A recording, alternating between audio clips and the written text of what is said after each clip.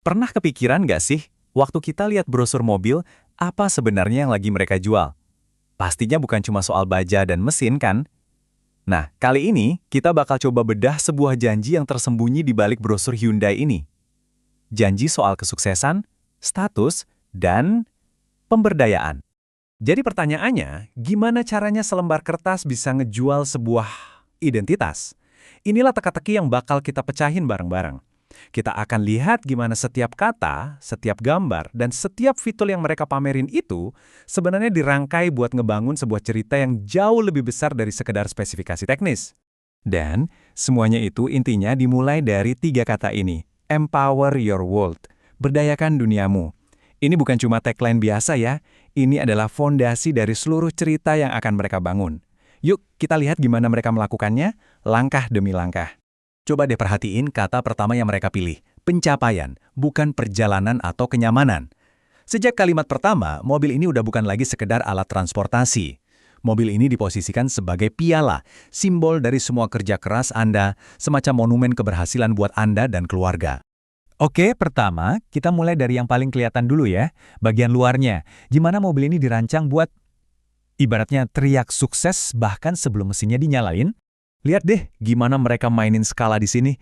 Dari jauh, yang kita lihat itu siluet yang gagah, yang mendominasi. Ini soal kekuatan. Tapi begitu kita deketin, kita lihat detail-detail rumit di velgnya. Ini soal kemewahan. Nah, gabungan keduanya inilah yang menciptakan citra kekuatan yang berkelas. Dan disinilah mereka ngomong belak-belakan. Desain mobil ini bukan cuma soal estetika. Ini adalah cerminan langsung dari pencapaian dan keberhasilan Anda. Jadi pesannya tuh jelas banget. Anda bukan lagi beli mobil, Anda lagi beli cermin yang mantulin kesuksesan Anda ke seluruh dunia. Yuk kita dalamin lagi kata ini, berwibawa. Ini kan beda ya sama sekedar keren atau bagus. Kata ini tuh punya makna otoritas, karisma, dan martabat. Jadi tujuannya bukan cuma biar Anda dilihat di jalan, tapi supaya Anda disegani. Oke, dari luar sekarang kita masuk ke dalam.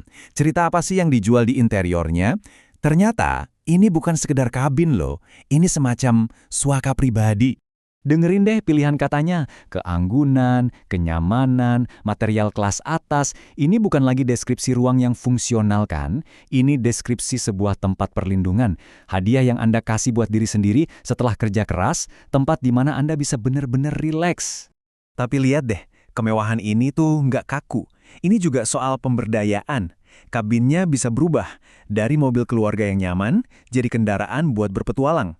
Brosur ini seolah-olah bilang kemewahan ini nggak mendikte Anda, tapi beradaptasi dengan hidup Anda. Andalah yang pegang kendali.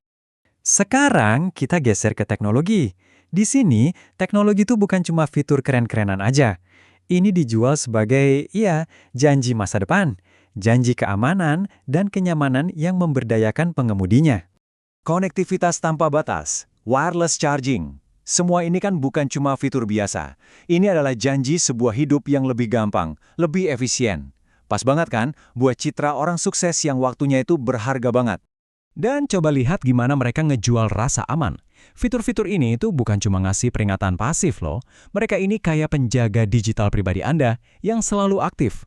Mereka ngasih Anda lapisan perlindungan ekstra yang ujung-ujungnya ngasih ketenangan pikiran dan rasa percaya diri. Anda diberdayakan untuk merasa aman. Nah, tampilan 360 derajat ini tuh visualisasi dari kontrol total. Nggak ada lagi titik buta. Nggak ada ketidakpastian. Anda bisa lihat segalanya, mengendalikan segalanya. Inilah puncak dari pemberdayaan di belakang kemudi. Oke, kita udah lihat gayanya, kemewahannya, teknologinya. Sekarang gimana performa mesinnya? Nyatuin semua janji-janji ini jadi satu paket lengkap? 200 PS. Angka ini bukan sekadar angka loh. Ini adalah fondasi dari semua cerita yang tadi kita bahas. Kekuatan dan wibawa yang mereka janjikan itu punya bukti nyata di bawah kap mesin. Ini adalah substansi di balik semua gaya yang ditampilkan. Dan lagi-lagi ya, tema kontrol muncul lagi di sini.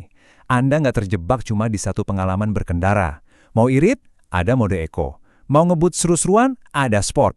Mobil ini beradaptasi dengan keinginan Anda, bukan sebaliknya. Anda diberdayakan untuk memilih.